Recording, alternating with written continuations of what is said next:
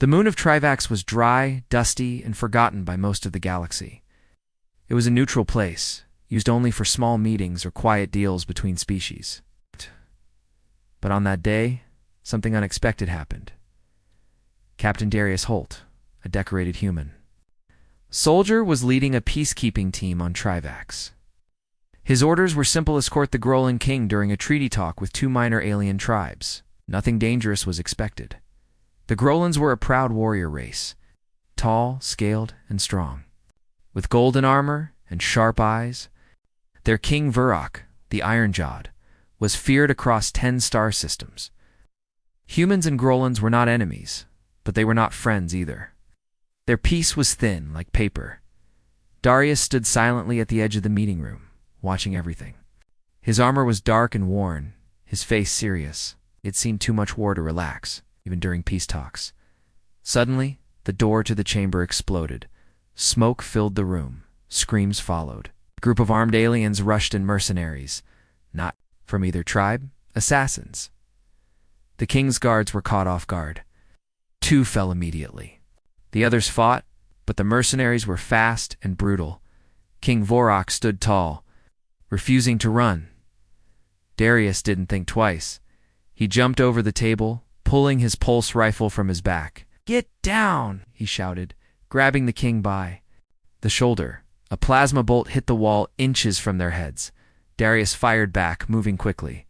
He dragged the king behind a steel pillar. "Stay here," he ordered.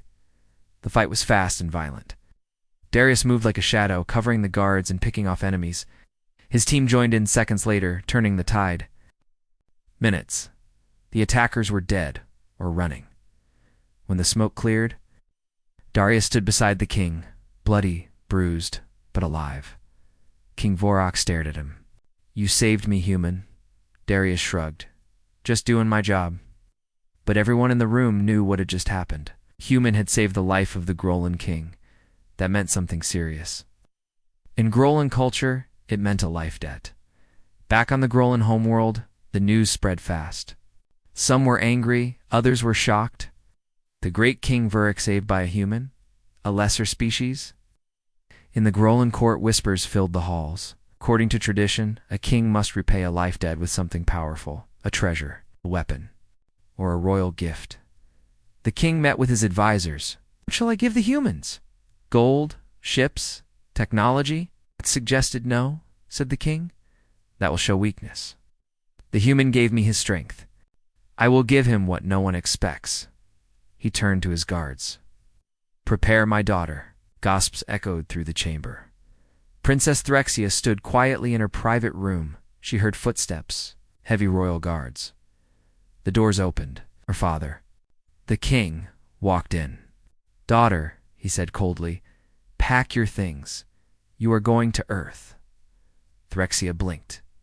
"Why, father? You are my gift to the humans. A token of honor." Her chest tightened. "You're giving me away?" "Are not wanted here," he said. "Your presence is a burden. But among humans, you may find purpose." Threxia said nothing. She bowed her head, hiding the tears burning behind her eyes. 3 days later, a Grolan warship landed on Earth's military base. Darius stood at the edge of the landing platform with General Monroe, confused. "They said they're bringing something important," the general said. The ship opened. Grolan guards stepped out, followed by a tall female figure. Her skin was thick and gray-green. Her eyes were large, glowing faintly green. Her body was wrapped in royal armor, though slightly cracked. Her tusks were short, her face different from the sharp beauty of other Grolans. Darius stared. "Who is she?" A Grolan officer stepped forward. "This is Princess Threxia, daughter of King Vorok. She is your reward." "Reward?" Monroe asked. "She is a royal gift. The king offers her to you, Captain Darius Holt, in return for saving his life. She will serve your people in any way you desire." Threxia stood silently, eyes down. Darius stepped back. "She's not property. We don't accept people as gifts." "Ow." The officer frowned. "Refusing the gift will insult the king." Monroe whispered, "We can't risk a diplomatic incident. Darius sighed. He looked at Threxia. You'll stay here with me, but not as a servant. You're not a gift. You're a guest. For the first time, Threxia looked up. Her eyes met his. There was no anger. It's just quiet pain. Threxia was given a room near Darius's quarters. Soldiers laughed behind her back. That's the alien princess? She looks like a battle tank. She's a gift, more like a punishment. Darius didn't laugh. He remembered her silence, her stillness. One evening, he brought her food. She didn't look up. You okay? He asked. I am what I have always been, she said. Unwanted. Darius sat down across from her. Your people might not see your worth, but I judge others by their actions, not their skin. She looked at him again, confused. Then why did you accept me? I didn't, he said. But I also didn't leave you alone. Threxia blinked. She had expected hate. Instead, she found something else. Days passed. She learned to speak human language. Quickly, she helped in the workshop, repairing broken machines. She studied Earth's history. She worked hard, trying not to be a burden. One day, she fixed a broken signal tower during a storm. Darius watched from afar, impressed. She's not what they say, he muttered. That night, he left a note by her door. You did well today. It was the first kind word she had received in years, and so something began to grow. Slowly, quietly, not love, not yet, but something real. Something that the Grolin King never expected. The human base on Earth's outer colony, Delta 9, was always busy. Soldiers trained, ships landed, and officers shouted orders. But ever since Princess Threxia arrived, many had started whispering. She's the alien gift, right? From that Grolin King, poor girl looks like a walking tank. Adreus heard these whispers every day. He hated them, but Threxia heard them too. She never said a word. She simply worked. She cleaned her small room. She repaired broken tools in the supply area. She studied Earth maps and systems. Tried to stay useful. Captain Darius Holt noticed. He began giving her small jobs, helping in the hangar, checking supply crates, working on damaged drones. Threxia never complained. One afternoon, while repairing a drone's power unit, she burned her hand. The skin cracked. Thick gray blood oozed out. A young human mechanic gasped and stepped back. Disgusting, the boy muttered. Threxia said, Nothing. She wrapped her hand and kept working. Later, Darius entered the room. He saw her hand and frowned. What? Why didn't you go to medical? It's not serious, she said. You don't have to work while hurt. I do, she replied. Quietly. If I do not work, I become a burden. Darius looked at her for a long moment. You're not a burden. But Threxia didn't believe him yet. That evening, Darius invited her to the observation deck. It was quiet.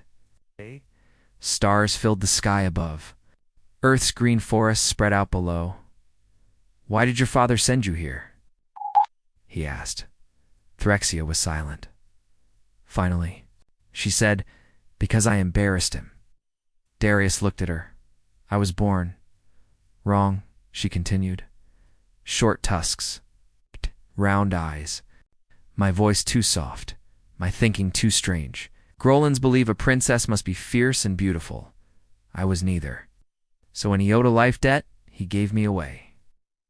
That's not right, Darius said. It is the Grolin way. Well, it's not the human way.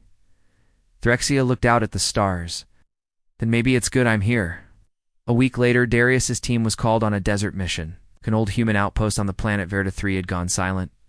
Darius took a small team, and Threxia asked to go. You sure? He asked.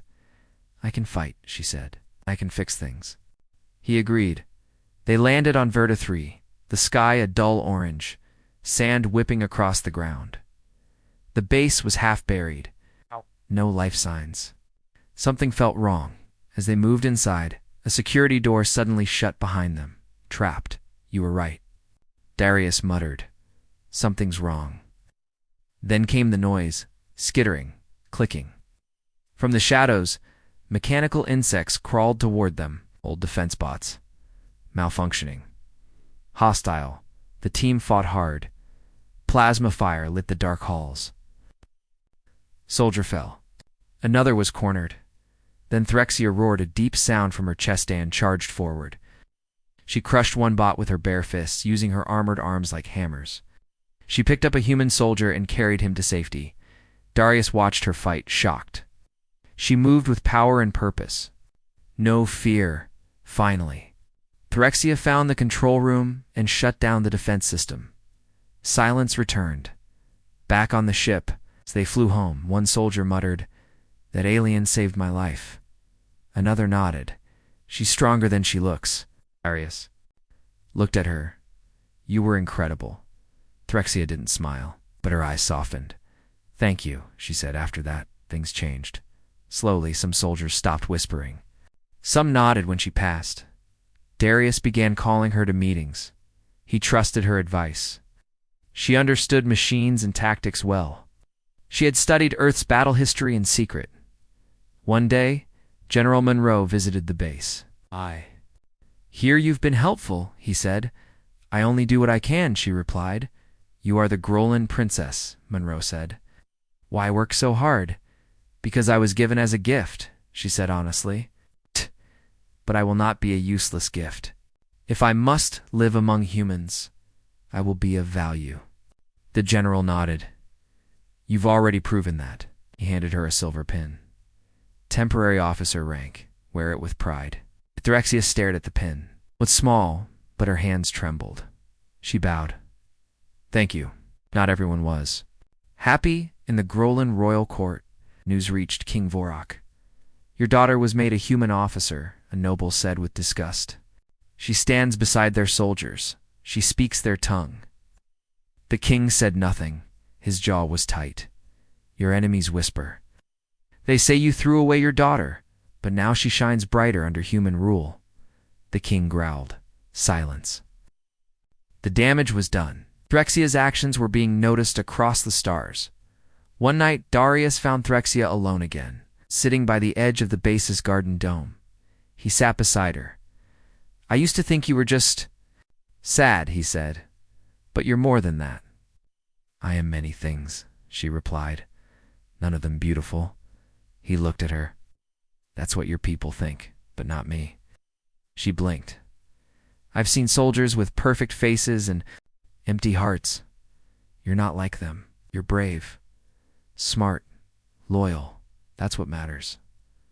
For a moment, she didn't speak. Then very softly, she said, "You are the first one who sees me." Darius looked out at the stars. Maybe that's what Earth does. We see what others miss. And so, the alien princess, once unwanted and mocked, became something new. Not a gift, not a servant, but a part of the human force. Respected, valued, and perhaps for the first time in her life, wanted. Days passed, then weeks. Threxia was no longer just the alien gift on the human base. She had become part of the team. She wore a small human badge, worked in the command center, and joined missions. The other soldiers had stopped laughing. Some even greeted her with a nod, but there were still quiet moments. When Threxia sat alone and remembered who she once was, one evening, Captain Darius Holt walked past the hangar and saw her. She was sitting on a crate, fixing a cracked plasma coil with her large, scaly hands. Her claws moved carefully. Her green eyes were focused. Darius stepped closer. "You're still working?" Threxia looked up. "This one is almost done." The coil was leaking. Darius sat beside her. "You don't have to fix everything, you know." She wiped her hands. "I do not fix everything. Only the things that are broken." Darius smiled. "Some humans do that too." They sat in silence. For a moment, then Darius asked, "Threxia, why do you try so hard?" She blinked. "Because when you are thrown away, you must prove you still have value." He looked at her carefully. "You've already proved that, to all of us." She turned her head, almost shy. "Even to you." Darius nodded. "Especially to me." A few days later, Darius invited Threxia to join him on a routine trip to New Geneva, the human capital on Earth. There was a technology conference. Some military leaders wanted to hear from alien allies. Threxia hesitated but agreed. When their ship landed, crowds gathered. Many humans stared at Threxia, some with surprise, others with fear, but no one insulted her. Darius stayed close. "Ignore the stares," he said softly. "People fear what they don't know." "I'm used to it," Threxia replied. "On Grolla, I was called a mistake." Darius frowned. "And it's time they hear your voice." At the conference, Threxia stood behind the podium. She wore a custom Earth uniform, dark blue with her Grollan family symbol on the arm. The room was full of humans, aliens, and reporters. She spoke slowly, her voice deep but calm. "I was not sent here by choice. I was given as a gift to pay a life debt. Some thought it was an insult. Some thought I was nothing." She paused, but the humans did not throw me away. They did not judge me by my skin, or my tusks, or my shape. They watched. They waited. And then they welcomed me. People leaned in to listen. "I am Threxia, Vorak daughter. I was once unwanted. Now I serve beside humans not because I must, but because I choose to." The room was silent. Then claps, then cheers. Darius stood at the side of the stage, his arms crossed, smiling with pride. That night, Threxia looked out from the balcony of her hotel. Darius joined her, holding 2 cups of hot tea. "I've never spoken like that," she said. "You are perfect," he replied. She looked at him. "Am I still ugly to you?" Darius didn't answer at once. Finally, he said, "To your people, maybe, but to me, you're strong, honest, brave. That's not ugly." Threxia looked away quickly, but a small, strange feeling grew inside her chest, something warm. Meanwhile, on the Grollan homeworld, King Vorak sat in his throne room, watching a news report from Earth. And Princess Threxia of Grolla spoke at the Earth Council today, sharing her story. The humans applauded her efforts and praised her courage. The king's hand tightened on the armrest. His daughter, once seen as a shame, was now gaining respect. Across the stars, his generals spoke in hushed voices. "She speaks for humans now. She wears their colors. She may become something dangerous." Vorak stood and growled. "She is no danger to us. She is still my daughter." But inside, he was not so sure. Back on Earth, Threxia was changing. She walked straighter. She smiled more often. She spoke with confidence. Soldiers listened when she gave advice. Even younger recruits came to her for training. She showed them how to disarm bots, how to handle heavy armor, and how to stay calm in a fight. Darius watched her often. He saw more than her rough skin or sharp voice. He saw how her eyes softened when teaching, how her claws moved gently when repairing machines, how her strength was always controlled, never cruel. One night, after a long patrol, Darius invited her to sit near the fire pit with the rest of the team. "Come join us," he said. "I don't want to ruin the mood," she replied. "You won't," he said. "They want you there." She sat beside him. The soldiers handed her a cup of warm broth. One of them, a young private, said, "Ma'am, thanks again for saving me during that mission. You threw that drone like it was made of paper." Threxia looked at him, surprised. "You're welcome." Another soldier smiled. "We're lucky to have you." She blinked. Her heart felt strange again. She looked at Darius. He didn't say anything, but his eyes told her everything. Later that night, Darius and Threxia walked back to the barracks. The stars were bright above them.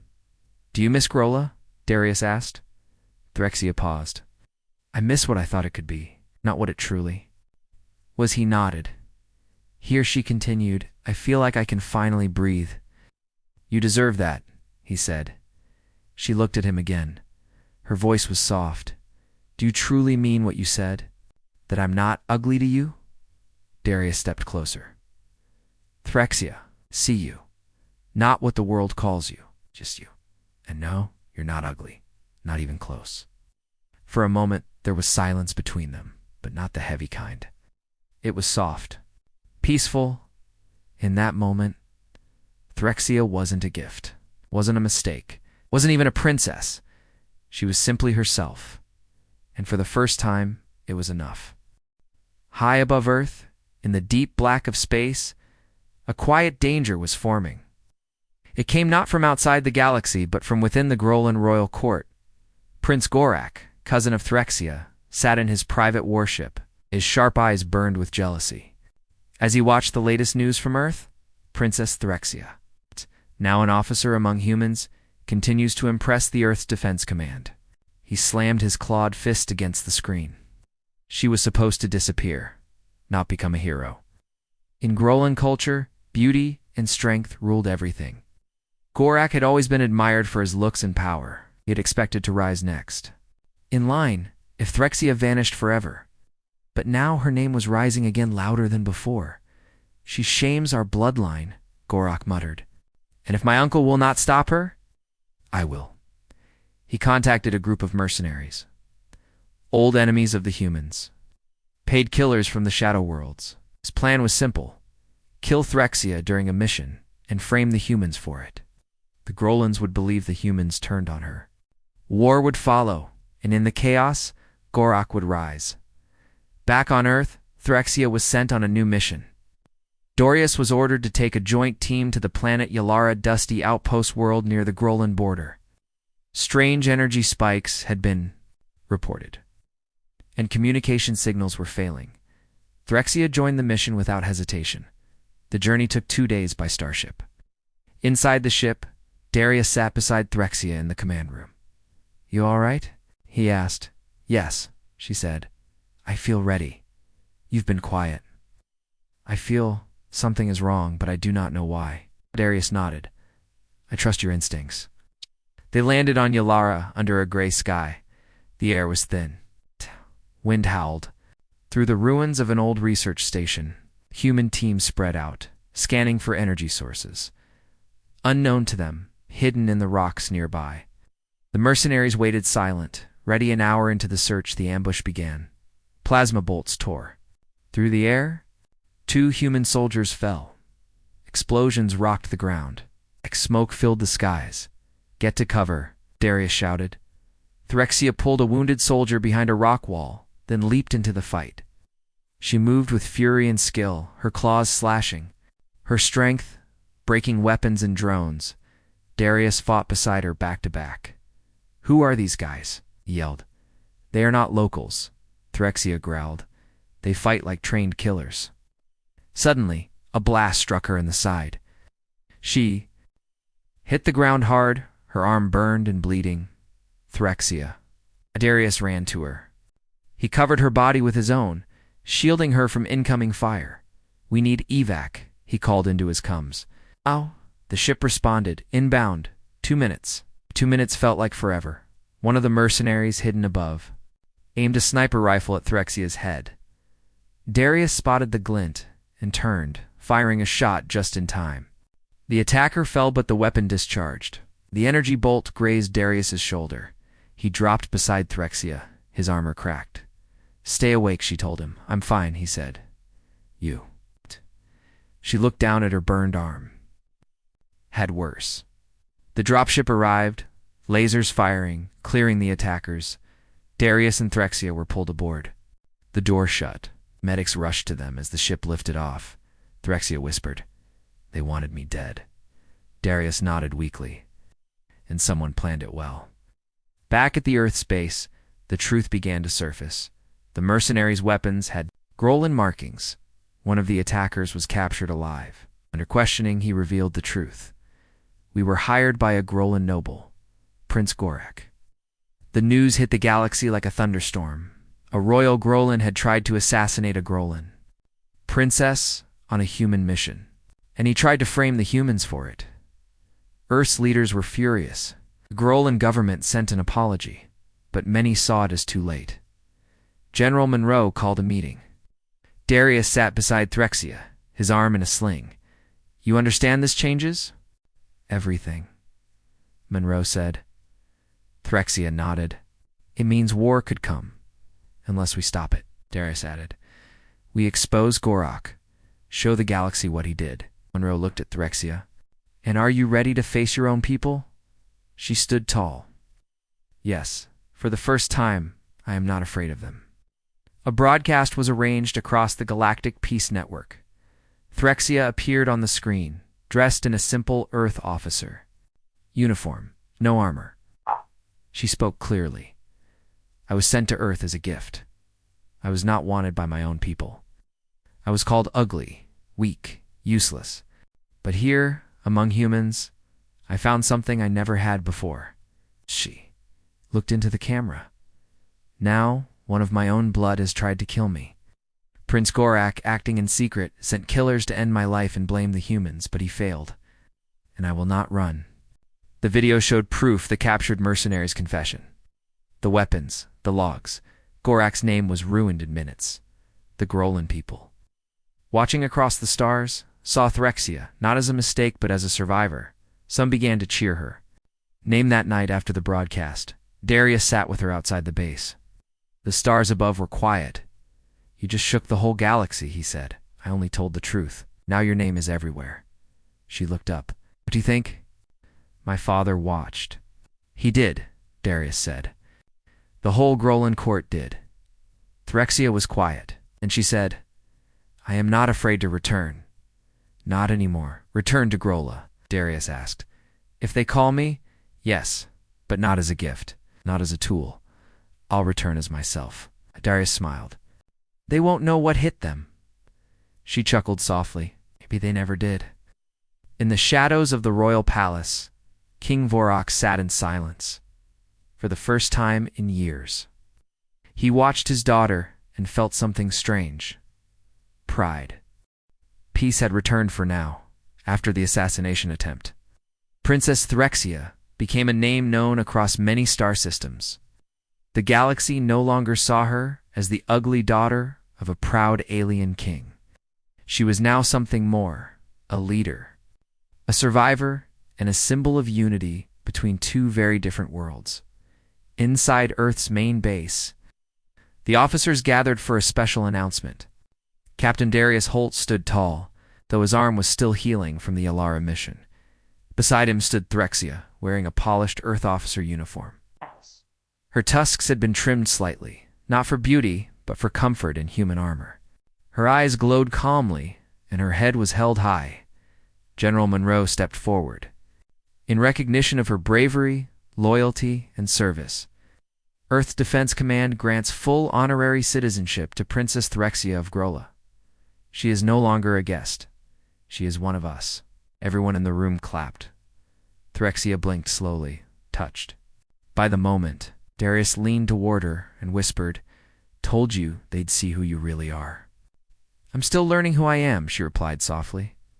A few days later, a Grolan ship arrived in Earth orbit. Its colors were royal black and gold. Darius and Threxia were summoned to the command tower. General Monroe met them, your father. Is on that ship? Threxia's face was unreadable. He came. He requested to speak with you. Alone, Darius stepped closer. You don't have to go. She looked up. Yes, I do. Inside the ship, the halls were tall and cold, just like Threxia remembered. Grolan guards bowed as she passed, surprised to see her walking like a soldier and not a servant. In the royal chamber, King Vorak waited. His crown was heavy, and his jaw looked more tired than strong. He stood when she entered. Daughter. He said, King, she answered. He frowned. You do not call me father? I wasn't sure I still could. There was a long silence. Then he said, You have made a name among the humans. Strong name, a respected name. Threxia stood tall. I earned it. He nodded slowly. See that now. When I sent you away, I believed I was sending away weakness. But you returned stronger than anyone expected. She looked into his eyes. I was never weak. You just never saw me. Vorak stepped forward, his voice lower, and now. People speak your name. Some call you hero. Some call you future leader. I did not plan this, she said, but I will not run from it either. He looked at her for a long moment. Finally he said, I made a mistake. One I cannot undo. About a da-da-da-da-da. But if you ever wish to return to Grola, you may, as my daughter. Da-da-da. With full honor. Threxia stared at him. I'll consider it, she said. Back on Earth, Darius waited by the landing pad. When Threxia returned, her face was calm. "How did it go?" he asked. He offered me back. Darius raised an eyebrow. "And haven't answered yet." They walked side by side under the stars. The air was quiet, warm. "I thought I wanted his approval all my life," Threxia said. "But now that I have it, I realize I already had something more important." "What's that?" Darius asked. She looked at him. "People who saw me? Who didn't throw me away? Who stood beside me in fire and battle?" "You," Darius smiled. "I guess we gave each other something, huh?" "You gave me more than that," she said. "You gave me a name worth living." They stopped walking. The stars above shone bright. Earth's 2 moons glowed softly. Darius looked into her eyes. "So what happens now?" Threxia thought for a moment. "I don't know. But for once I'm not afraid of what comes next." He reached out, gently placing his hand on her armored shoulder. "Wherever you go, I'll be there." She smiled, a real soft smile. And for the first time in her life, the word beautiful didn't sound like a lie. Weeks passed. The Grolan government, seeing the change in Threxia and fearing war, charged Prince Gorak with treason. He was exiled, his name removed from the royal line. Threxia was officially welcomed back to Grola by the king, but she stayed on Earth, working with the Earth Grolan Peace Initiative. She traveled between worlds, speaking of unity, bravery, and the power of second chances. At every meeting, she wore 2 symbols, one from her people and one from Earth. She was a bridge now, not a tool, not a gift, and always beside her stood Captain Darius Holt. Their story became legend across the stars, the soldier who saved a king's life, the princess who was thrown away but found her worth among humans, the ugly daughter who became a hero. One evening, years later, Threxia stood in a peaceful garden on Earth. Flowers glowed under moonlight. Children from different species played nearby. Darius approached, with a few more lines on his face and medals on his chest. He stood beside her. "I heard the Grolan Council offered you a seat." "They did," she said. "And," she turned to him, "I said yes. But only if I can serve as both Grolan and human," they agreed. "They had no choice," she smiled. Darius laughed. "You really are scary when you want to be." She looked at him. "Do you regret accepting the king's gift?" He shook his head. "Not for a second." She placed her hand gently over his. Their fingers touched, just enough. "In return for his life," Threxia whispered, "he gave me to the humans." Darius smiled. "And the humans gave you the life you deserved." Together, they looked at the stars. The galaxy was still full of war, pride, and pain. But it was also full of people like her people who refused to be forgotten, who fought for a place of their own. And in that vast, endless sky, the princess once seen as ugly now shone brighter than anyone ever believed.